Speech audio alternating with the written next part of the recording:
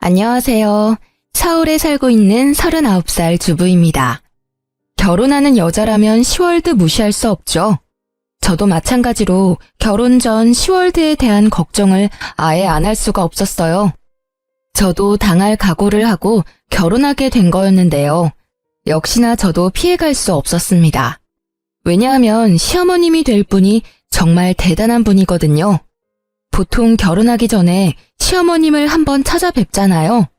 전 결혼 전 시어머님을 뵙는 순간 나 시집살이 예약됐구나 라는 것을 단번에 느낄 수 있었습니다. 제가 어떤 시월드에서 결혼 생활을 하게 됐는지, 제가 얼마나 답답한 삶을 살았는지 털어놓고 싶어 결국 사연을 보내봤어요. 남편과 전 결혼할 때 양가 부모님께 도움을 받지 않았어요. 사실 제 친정 부모님께서 맏딸 시집 보낼 때 시댁에서 기죽을 일 없도록 가전제품이나 집 구입할 때 돈을 보태주고 싶다고 하셨어요.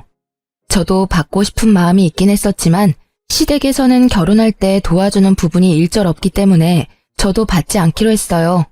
시댁에서 도와주는 게 없는데 친정 부모님께 지원을 받게 되면 아무래도 남편이 많이 불편해할 것 같고, 남편도 이왕 이렇게 된 거 부모님 도움 없이 결혼하자고 하더라고요.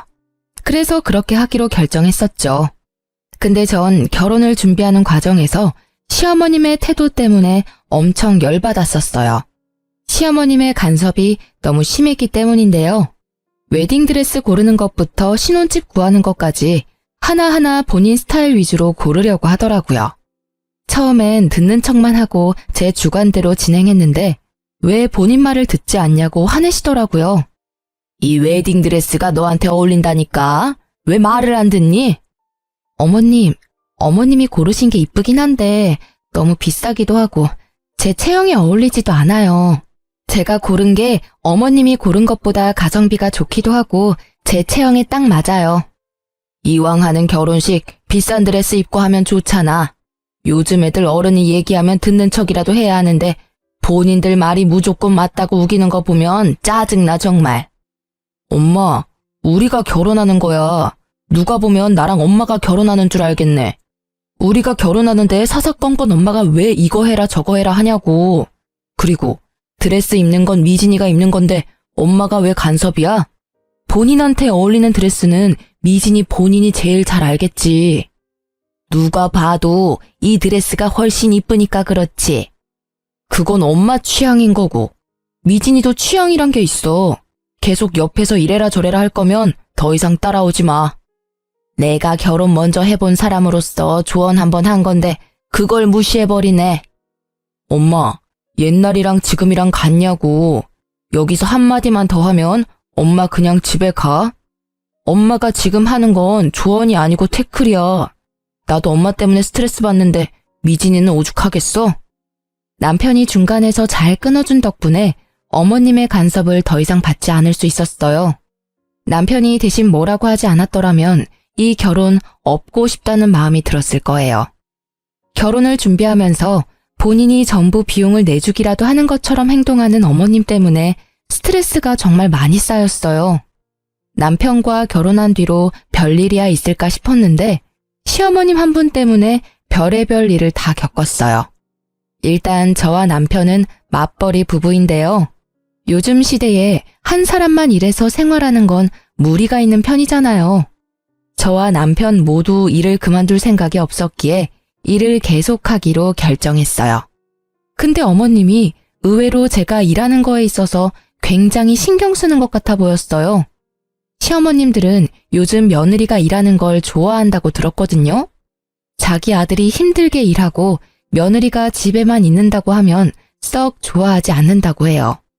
아무래도 본인 아들만 혼자 힘들게 일하고 그 번 돈으로 며느리가 같이 쓴다는 것 자체가 마음에 안 든다는 말을 들은 적이 있었어요. 그래서 제가 집에서 전업주부로 일하는 것보다 일하는 걸 좋아하실 줄 알았는데 오히려 자기 아들 기죽을까봐 싫어하는 눈치였어요. 남편과 전 돈을 못 버는 편은 아니에요. 다만 남편이 아무래도 저보다 사회생활을 늦게 하기도 했고 제가 남들에 비해 사회생활을 좀 일찍 한 편이기도 했어요. 그래서 제가 남편보다 조금 더 월급이 높아요. 그리고 친정집이 좀 사는 편이거든요. 근데 어머님께서 친정집이 여유 있는 것과 제가 돈을 잘 버는 걸로 트집을 잡더라고요. 미진아, 너가 연봉이 얼마라고 했지? 네? 어머님 그건 왜요? 너가 우리 아들이랑 결혼했을 때 정확히 반반하기로 먼저 제안했었다며? 아, 네. 그러긴 했는데 그이도 그러길 원했어요. 제가 먼저 말을 꺼낸 건 맞지만요. 근데 갑자기 왜요? 너가 우리 아들보다 돈 많이 버는 걸로 알고 있는데 그러면 너가 조금 더 해왔어야 하는 게 맞지 않나 싶다. 요즘은 남녀 평등을 중요시하는 시대라서 옛날처럼 남자가 더 해와야 한다. 그런 게 없잖아. 너가 돈을 더 벌기도 하고 분명 돈도 그만큼 많이 모아놨을 것 같은데 그럼 가전제품 하나라도 너가 더 해왔어야 하는 게 맞지 않니? 그리고 사돈어른께서 사업하신다고 하지 않았냐? 친정집도 꽤 사는 것 같은데 딸이 결혼한다고 하면 돈 조금이라도 줬을 것 같은데 전혀 안 해줬더라. 그건 어떻게 된 거니? 어머님, 저희는 정확히 반반으로 하기로 약속하고 결혼한 거였어요. 그리고 저희 친정집이 아무리 잘 산다고 해도 우리 힘으로 결혼하기로 했던 거라서 받지 않기로 결정했던 거였고요. 남편이 먼저 안 받았으면 좋겠다고 한 거였어요. 그리고 따지고 보면 어머님도 우리 결혼했을 때 전혀 지원해준 게 없으시잖아요. 아무리 제가 돈을 많이 벌고 친정집이 잘 사는 편이라고 해도 제가 더 많이 돈을 낼 필요까지는 없다고 생각해요. 어머, 내가 도와준 것도 없으면서 오지랖 부렸다는 말로 들린다. 돈 있는 사람이 돈 내고 그러는 거지. 쪼잔하게 딱딱 나누고 그러면 어떡해? 부부라는 애들이 너무 재고 그런다. 애초에 경제권도 한 사람이 다 관리하기로 했던 게 아니라 각자 번 돈은 각자 관리하기로 했어요. 그리고 남편도 누가 더 했느니 안 했느니 그런 걸로 싸우기 싫다고 반반으로 했으면 했고요. 그렇게 약속까지 했는데 친정 부모님한테 돈 받아서 하는 건 아니라고 생각했어요. 있는 것들이 더한다고 너가 딱 그 꼴이다. 우리 아들이 돈 없는 부모 만난 게 죄지 죄야. 미안하다. 내가 돈이 너무 없어서 너희 결혼할 때 단돈 10원도 지원 못 해줘서. 앞으로 너한테 돈 달라는 말도 못 하겠다. 어머님, 너무하세요. 앞으로 돈 문제로 꼬투리 안 잡았으면 합니다. 결혼이 아무리 집안 대 집안이라고 해도 양가 부모님께서 도움을 준 게 아니라면 이렇게 하나하나 트집도 잡아서는 안 된다고 생각해요.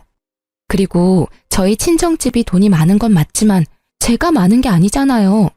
그건 오로지 부모님 돈입니다. 어머님이 자꾸 저희 친정집 걸고 넘어지는 거 듣고 싶지 않고 앞으로 친정집 얘기하시면 저 가만히 듣고만 있지 않을 거예요. 야, 시어머니로서 할 수도 있는 말을 왜 이렇게 안이 꼽게 듣니? 너 이제까지 그렇게 배워가며 살았니? 이제 막 시집 온 애가 못하는 말이 없네. 말 따박따박 대꾸하는 것 봐. 이제 너 남편도 아주 잡아먹겠다 얘. 제가 잘못한 부분이 있으면 이렇게 말하지도 않죠. 제가 잘못하지 않는 일로 트집 잡으시면 저도 할 말은 하겠습니다. 어머님과 대화할 때마다 이런 식으로 돈으로 시작해서 돈으로 끝날 때가 많았어요. 제가 돈을 좀 벌고 친정집이 잘 사는 편이니까 콩고물 떨어질 게 없나 생각할 때도 많았고요. 본인한테 조금이라도 돈이 들어오지 않거나 자기 아들이 조금이라도 손해보는 것 같으면 항상 자기가 돈이 없는 게 죄라면서 절 항상 나쁜 사람으로 만들더라고요. 제가 조금이라도 반박하면 며느리가 시엄마 잡아먹는다며 피해자 코스프레를 하는 편이신데 남편은 원래 어머님이 이런 성격인 걸 아니까 어머님이 이간질을 해도 믿지 않고 중간 역할을 잘하고 있어요. 그런 어머님께서 제 돈을 제대로 탐한 사건이 있어요. 제가 다니는 회사는 보너스가 자주 나오는 편이에요. 한 번 줄 때마다 나름 많이 주는 편이거든요. 언제 한 번은 제가 회사에서 100만 원 보너스를 받은 적이 있었어요. 보너스는 거의 현금으로 주는 편이라서 이번에도 현금으로 받았었는데요. 제가 현금을 받으면 바로 통장에 입금하지 않고 집에 보관할 때가 많았어요. 그 당시에 주변에 결혼하거나 돌잔치를 하던 친구들이 많은 편이라서 현금이 생기면 되도록 직접 가지고 있었어요. 집에 현금을 따로 보관하는 작은 핸드백이 있었는데 그때도 당연히 그 가방에 100만 원을 넣어놨었어요. 보너스를 받고 난 뒤 보름 뒤에 친구 결혼식이 있었는데요.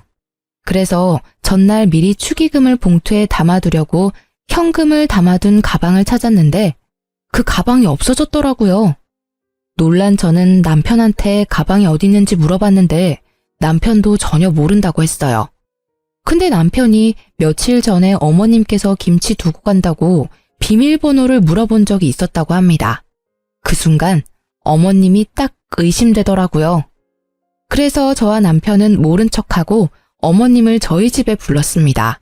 어머님, 지난번에 저희 집에 와서 김치 두고 가셨다면서요? 제가 정신이 없어서 감사 인사를 못했네요. 아, 그럼 그때 내가 준 김치 아직도 안 먹어봤겠네? 지금이라도 알았으니 오늘 저녁에 먹어봐. 네. 근데 어머님, 혹시 그때 저희 집에 오셨을 때 제 가방 못 보셨어요? 검정색 핸드백인데요. 아, 그거? 내가 가져갔는데. 지갑이랑 핸드폰만 딱 넣고 다니기 좋아서 내가 가져갔었지. 그건 왜? 어머님, 그래도 그 가방 제 물건인데 말이라도 좀 하고 가져가셨어야죠. 거기 안에 현금 있었죠? 현금? 그건 왜? 그 가방 제가 현금 보관할 때 쓰는 가방이에요. 그거 돈 안 쓰고 그대로 두셨죠?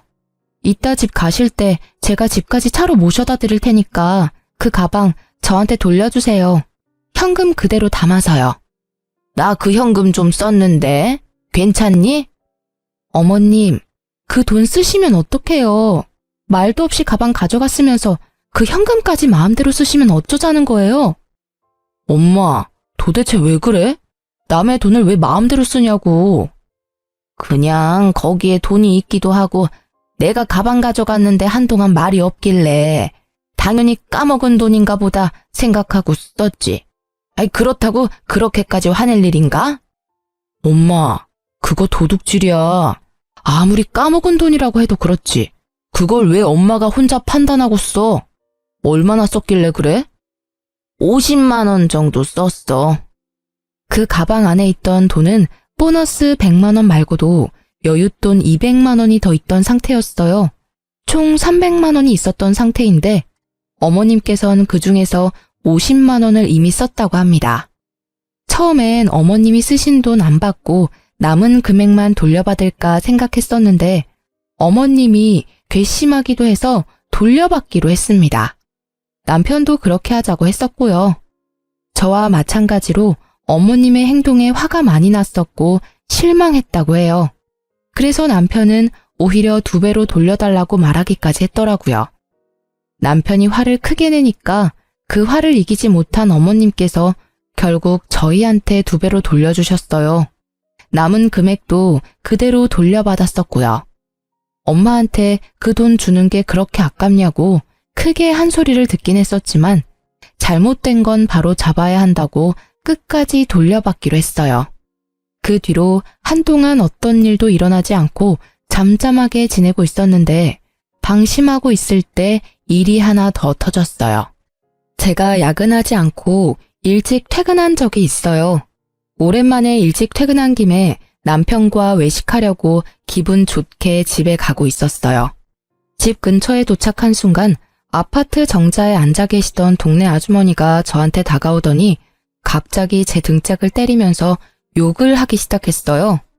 이 여자야, 너 재작년에 여기 이사 온 년이지? 여기가 어디라고 너 같은 계집년이 이 동네로 이사를 와? 술집에서 몸이나 판 년이 눈만 높아가지고. 아무리 저렴한 여자라도 수준 높은 집은 알아가지고 너 때문에 우리 아파트 집값 떨어지면 책임질 거야? 당장 이사가. 그게 무슨 말씀이세요? 제가 몸 팔던 년이라니요.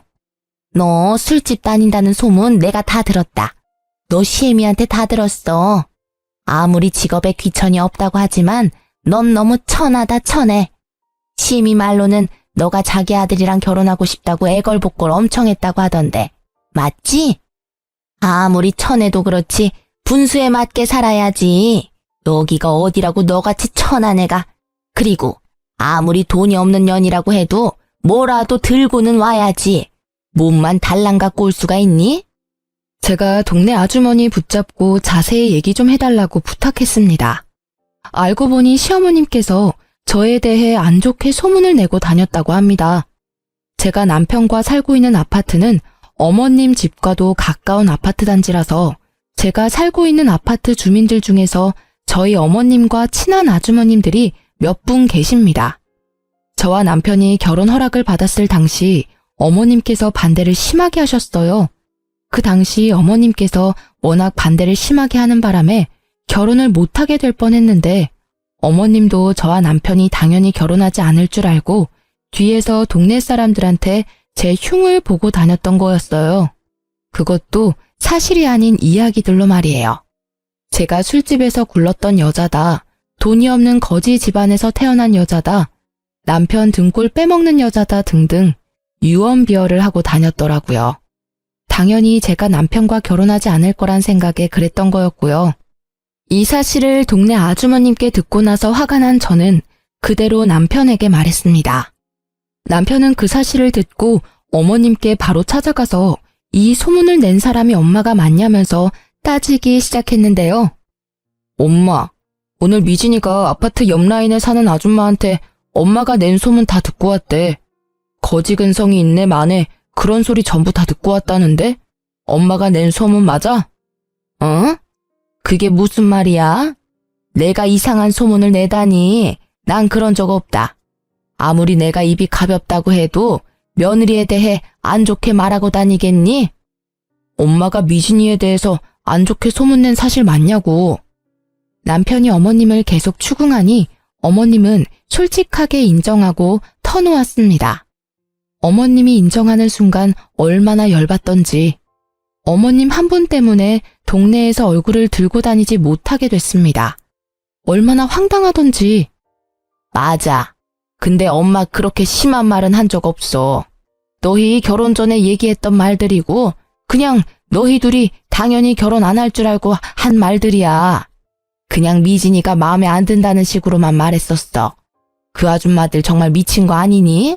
아무리 내가 그렇게 말하고 다녔다고 해도 그걸 왜 내 며느리한테 직접적으로 말할 수가 있니? 거짓말 하지 말고 내가 엄마 때문에 창피해서 얼굴을 들고 다닐 수가 없어. 욕할 사람이 없어서 며느리 될 사람 욕을 하고 다녀? 그것도 우리가 사는 동네 아줌마들한테. 그 아줌마가 미진이한테 술집 년이 집값 떨어지게 왜 이 집에서 사냐는 식으로 말했대. 이 사람이 뭘 그렇게 잘못했다고 그런 소문을 내고 다녀. 우리 앞으로 여기 어떻게 살라는 거야? 그땐 홧김에 그랬던 거였어. 절대 악의는 없었단 말이야. 그렇다고 무작정 찾아와서 나한테 따지면 어떡해? 난 한두 사람한테 말했을 뿐이야. 이렇게 동네 사람들한테 다 퍼질 줄은 몰랐어. 아이고, 그 놓친네 주둥이 겁나 가볍네. 벌써 동네 사람들 귀에 다 들어갔단 말이지? 그래, 내가 다 잘못했고 지금은 너희에 대해서 아줌마들한테 말하지 않아. 지금도 그렇고 앞으로 그런 일 절대 없을 거야. 옛날 일이니까 용서해줘. 어머님은 약 2년 전쯤에 한 아주머님께 말했다고 해요. 근데 그 말이 2년 정도 지난 후에야 소문으로 퍼졌다고 하는데요. 어머님 말씀으로는 그 당시에 저에 대해 잘 모르던 때라 없는 집 애처럼 보인다, 술 잘 마시게 생겼다. 이런 식으로 밖에 말하지 않았다고 합니다. 근데 그 소문이 소문을 낳게 되고 결국 제가 몸이나 굴리는 여자라는 식으로 소문이 났다고 해요. 전 지금껏 살면서 부끄러운 행동을 한 적이 없는데 어머님 때문에 이 결혼을 왜 한 걸까 그런 생각을 잠깐 해보게 됐어요. 어머님이 제 인생의 오점이라는 생각도 해보기도 했고요.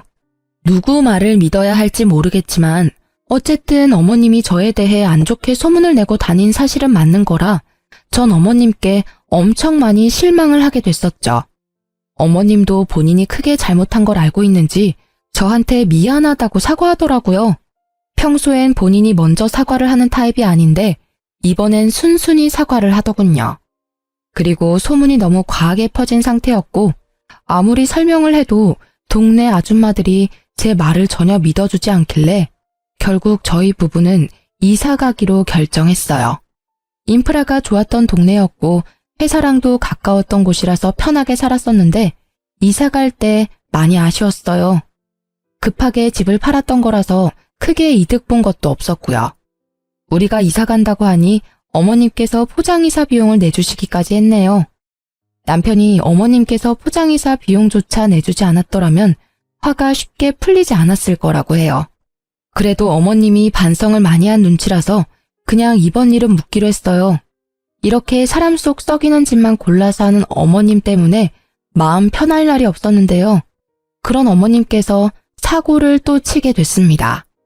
어머님은 원래 사업을 몇 번 해보신 분이에요. 근데 그 사업이 전부 망해서 문제가 됐는데요. 사업 욕심이 많으신 어머님은 이미 사업만 2번 망한 경험이 있으신데요.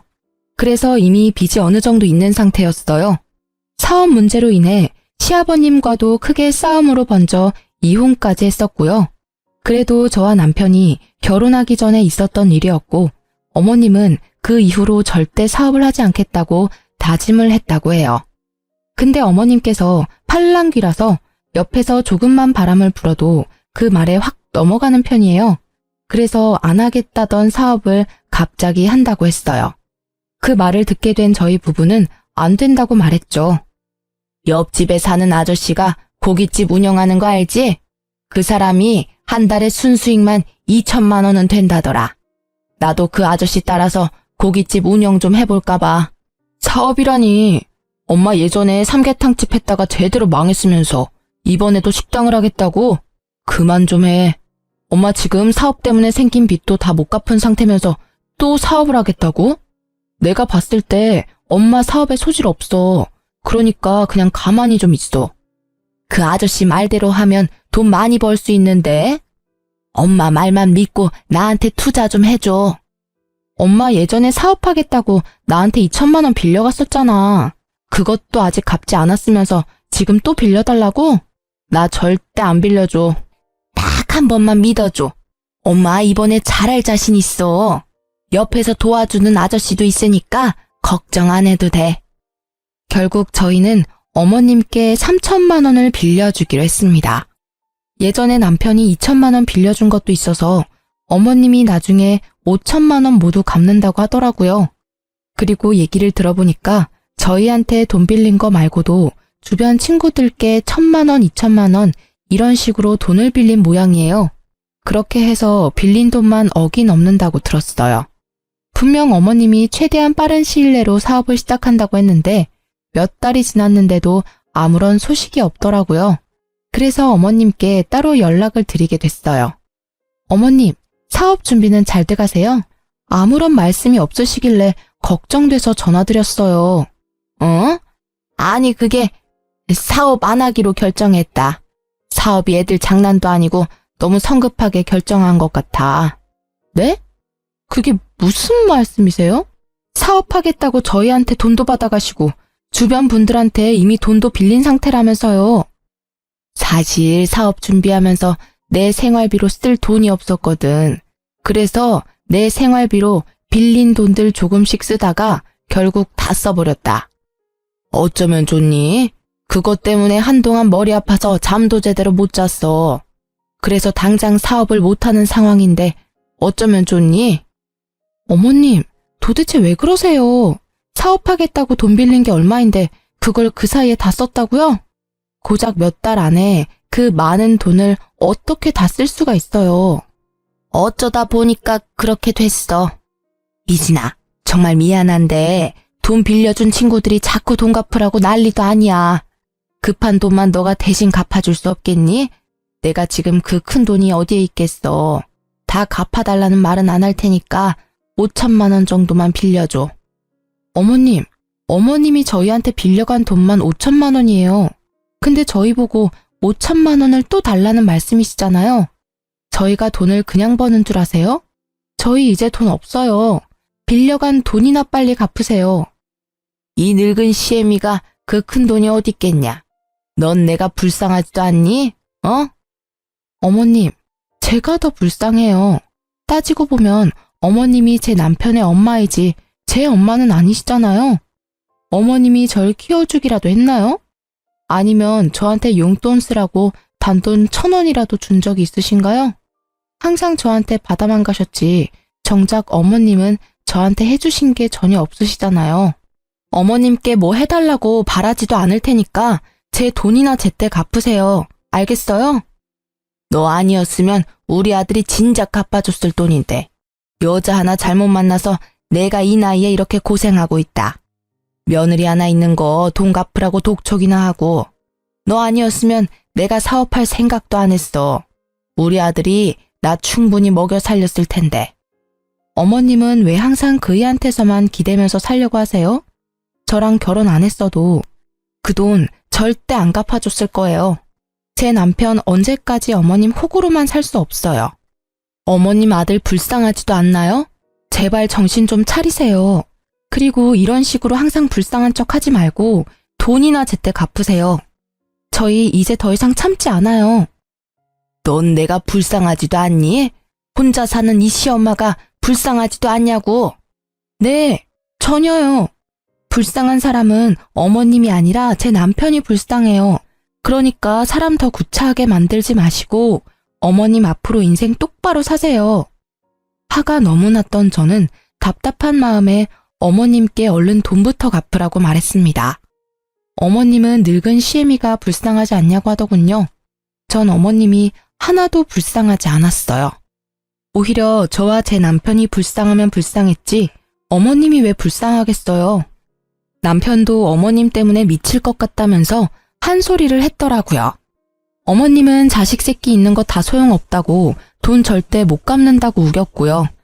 엄마, 우리가 언제까지 엄마 뒷바라지 다 해야 돼? 우리가 아무리 아직 젊다고 해도 우리도 돈 버는 거 쉽지 않아. 엄마가 사고친 거 늘 수습해 줄 수 없다고. 우리도 이제 아이도 낳아야 하고 더 넓은 집으로 이사도 가야 하는데 엄마가 사고친 거 수습하느라고 모아둔 돈 절반 이상이 사라졌어. 엄마도 이제 정신 좀 차리고 살아. 자식한테 부끄럽지도 않아? 내가 널 이제까지 어떻게 키웠는데 너 이렇게 모질게 엄마 대할 거야? 엄마가 그 많은 돈을 어떻게 혼자 갚겠어. 젊은 너가 좀 도와줘야 하지 않겠냐고. 엄마가 날 언제 잘 키웠다고 그런 말을 해? 솔직히 엄마가 날 키운 게 아니라 나 혼자 잘 큰 거지. 이런 식으로 자꾸 안 갚으려고 하지 말고 당장 갚아요. 안 갚으면 평생 엄마 안 보고 살 거니까 그런 줄 알아요. 뭐? 엄마를 안 보고 산다고? 그래, 평생 보고 살지 말거라. 나도 너 같은 새끼 자식이라고 생각 안 하고 살아마. 그깟 돈 얼마나 된다고 참. 그 말 꼭 지키세요. 안 갚는 순간 우리 바로 소송 겁니다. 그런 줄 아세요. 그리고 돈 갚는 얘기 아니면 나한테 전화하지 말고요. 엄마 얼굴 꼴도 보기 싫으니까. 너 엄마 진짜 안 보고 살 거야? 그리고 소송이라고? 그게 애미한테 할 소리야? 엄마가 나한테 한 행동은 부모로서 잘한 짓이고 나 이제 부모 같지 않은 엄마한테 잘할 필요 전혀 없다고 봐. 그러니까 없는 정까지 떨어지게 만들지 말고 제발 조용히 좀 살아요. 남편도 어머님 때문에 많이 지쳤는데 안 보고 산다는 말까지 하더라고요. 어머님도 그런 남편이 밉고 싫었는지 여자 하나 잘못 만나서 본인 팔자 본인이 망친다는 말을 하면서 저희와 안 보고 산다고 하셨어요. 그 뒤로 어머님은 본인이 살고 있던 집을 팔아서 저희한테 빌린 돈 전부 갚았습니다. 어머님이 집을 팔고 나니까 약 1억 3천만 원 정도 됐다고 하더라고요. 거기서 저희한테 6천만 원 정도 주셨습니다. 어머님이 저희한테 빌려간 돈 5천만 원과 함께 이제껏 이것저것 가져간 자잘한 돈이 많았었기 때문에 총 6천만 원을 저희에게 주셨어요. 그리고 남은 돈이랑 급한 불을 끈 모양입니다. 근데 이제까지 빌린 돈을 전부 갚을 돈은 아니었기 때문에 여전히 독촉 전화를 받는다고 해요. 돈이 급하게 갚기 위해 집을 판 어머님은 한동안 사우나에서 지낸 것 같았어요. 근데 이것도 할 짓이 못 되니까 결국 허름한 단칸방에서 지내고 있다는데요. 그것도 달동네에 있는 곳이라서 집까지 가려면 한참 걸어가야 한다고 해요. 그 뒤로 어머님과 안 보고 살고 있었는데 어머님은 혼자 힘으로 돈 갚는 게 힘드셨는지 몇 달 만에 저희를 찾아왔는데요. 원래 만나고 싶지 않았었는데 그래도 마지막으로 뵙기로 했어요. 어머님, 어쩐 일이세요? 왜 그동안 연락 안 받았니? 100통은 넘게 한 것 같은데. 제가 어머님을 왜 만나야 해요? 원래 우리 안 보고 살기로 한 거잖아요. 그래, 그랬었지. 미진아, 내가 정말 미안했다. 나 용서해 줄 수 없겠니? 내가 너무 철이 없었어. 내가 앞으로 너한테 돈 달라는 소리 안 할게. 그러니까 나 데리고만 살아줄 수 없겠니? 진짜 돈 갚아달라는 말 절대 안 할게. 그냥 나 이 집에서 살기만 해줘. 어머님, 당장 나가주세요. 저 어머님 데리고 살기 싫어요. 저희가 뭘 믿고 어머님을 데리고 살아요? 사람은 절대 변하지 않는데요. 나 너무 힘들다. 제발 나 한 번만 용서해다오. 내가 전생에 얼마나 많은 죄를 짓고 살았길래 이런 인생을 살게 된 거니? 내가 죄가 많아서 그렇다. 죄가 많아서. 한 번만 용서해줘. 내가 정말 잘못했다고. 이게 다 어머님 업보죠. 어머님이 모두 감당하셔야 돼요. 그러니까 더 이상 찾아오지 마세요. 어머님께서 저희 집을 며칠 동안 계속 찾아오더니 결국 친정집에도 갔었어요. 아무리 급해도 찾아갈 곳이 따로 있는 건데 참 뻔뻔하다는 생각이 들었습니다. 친정엄마도 이미 우리 상황을 알고 있었고 조만간 시어머님이 찾아올 것 같다는 느낌이 든다고 하셨는데 진짜 찾아올 줄은 몰랐어요. 사돈, 안녕하세요. 잘 지내셨죠? 애들한테 들었을지 모르겠는데 제가 요즘 사는 게 너무 빡빡해서 말이에요. 여기가 어디라고 찾아와요? 연락도 없이 무슨 일로 오신 거예요? 애들 말 들어보니까 안 보고 살기로 했다던데. 염치 없지만 돈 좀 빌려줄 수 있을까요? 애들한테 들었다고 하시니까 길게 설명은 안 할게요. 제가 지금 하루하루가 너무 지옥 같아서요. 밥도 굶고 돈은 갚아야 하고 제가 최대한 빠른 시일 내로 갚겠습니다. 이러다가 저 죽게 생겼어요, 사돈. 불쌍한 척하면서 저희 엄마에게 돈을 빌리려고 한 시어머님의 모습 정말 눈뜨고 봐줄 수가 없었습니다. 참다 못한 제 친정엄마는 바가지에 물을 담아서 시모 얼굴에 뿌려버렸는데요. 홀딱 젖은 시모는 할 일을 잃고 부들부들 떨면서 가만히 있었습니다. 여기가 어디라고 찾아와요? 인생 얼마나 허투루 살았길래 돈 빌릴 사람 한 명도 없습니까? 우리 딸이랑 사위 그렇게 고생시켰으면 지금이라도 정신 차리고 일해서 돈 벌 생각이나 하지. 아직도 그렇게 궁상맞게 돈 빌리고 다니세요? 지금 사돈이 지옥처럼 사는 건 그동안 애들한테 하던 행동들에 대한 죗값을 받는다고 생각하세요. 다 큰 어른이 됐으면 애들한테 본보기가 돼야지. 애들도 안 하는 짓을 왜 하고 다니십니까? 제발 이 냉수 맞고 정신 좀 차리세요. 그리고 앞으로 우리 애들 집에 절대 찾아가지 마시고요. 어머님은 우리 친정엄마한테 냉수마찰을 제대로 당하고 난 뒤 그 뒤로 저희를 찾아오지 않았어요. 얘기 들어보니까 어머님 앞으로 지금 남은 빚이 3천이라고 합니다. 우리 젊은 사람도 3천만 원 빚 갚는 거 엄청 힘든데 그 연세에 그 큰 금액 갚으려니 더 힘들 수밖에 없어요. 솔직히 저희 그 돈 충분히 갚아드릴 능력 됩니다. 저희 친정집도 물론 가능하고요. 근데 그동안 어머님께서 저희한테 해왔던 일이 있어서 절대 그 돈 갚아주고 싶지 않더라고요. 남편도 어머님께 이제껏 당해온 게 많다면서 너무 힘들어서 못 해먹겠다고 말했고요. 어머님은 결국 일을 하기 시작하셨습니다. 본인 이름으로 대출을 받을 수도 없는 상태라서 당장 급한 빚을 갚기에 어려움이 있거든요. 집까지 팔았으니 완전 빈털터리가 된 셈이죠. 어머님은 현재 낮에는 공장을 다니고 밤엔 식당에서 서빙 알바를 하고 있다고 했어요. 어머님께 돈을 빌려준 친구들은 어머님이 일하고 있는 식당까지 찾아가서 당장 돈 갚으라고 한다고 해요. 하지만 어머님은 당장 갚을 돈이 없어서 매달 조금씩 쪼개가며 갚고 있다고 합니다. 식당 사장님께선 매번 이런 식으로 영업 방해할 거면 그만두라고 말했다고 해요. 어머님이 사정사정해서 잘리진 않았답니다. 저 같아도 매일 친구들이 찾아와서 돈 갚으라고 말한다면 자르고 싶을 것 같아요. 그 이후로 어머님과 직접 대면한 적은 없는데 최근에 어머님 근황에 대해 알게 된 게 있었어요. 어머님이 식당에서 설거지를 하다가 주방 바닥에 남아있던 물기 때문에 결국 미끄러져 넘어졌다고 해요. 그래서 그것 때문에 허리 디스크에 걸렸다고 합니다. 현재 디스크가 터진 상태라서 하반신 마비까지 이어질 수 있는 상황이래요. 그래서 당장 입원하고 수술을 받아야 하는 상황이라고 하는데요. 어머님이 현재 상태가 너무 좋지 않은 관계로 어머님 대신 식당 사장님께서 직접 전화하셔서 지금 어머님 상태에 말씀해 주셨습니다.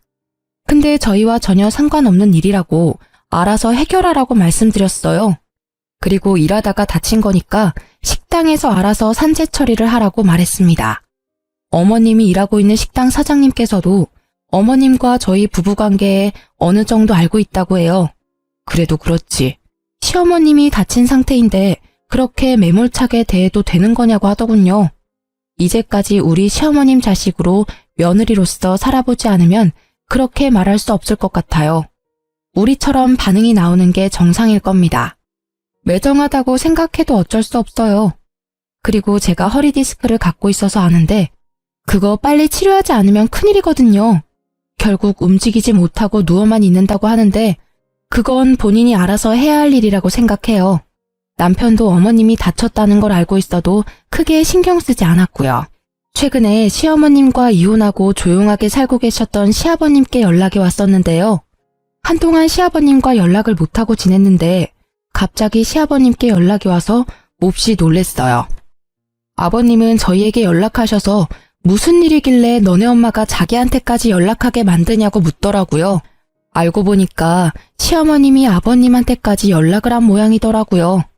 모든 상황을 설명해드렸더니 그 옆에 아직도 정신 못 차렸다면서 그 허리 디스크 수술 절대 시켜주지 말라고 저희한테 단호하게 말씀하시더라고요.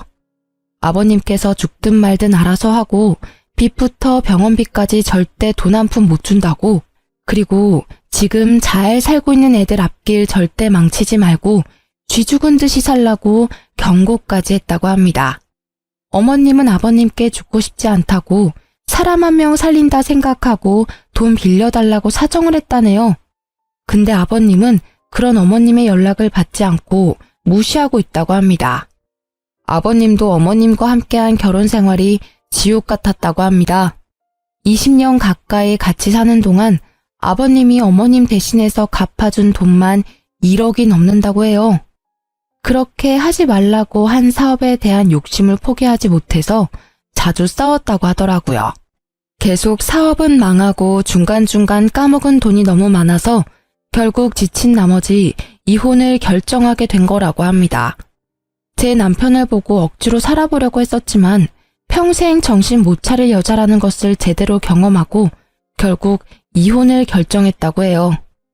처음엔 제 남편 데리고 나올 생각이었는데 어머님이 자기 아들까지 뺏어갈 생각 죽어도 하지 말라고 했었고 기절까지 할 정도였어서 결국 제 남편만 두고 나왔다고 합니다.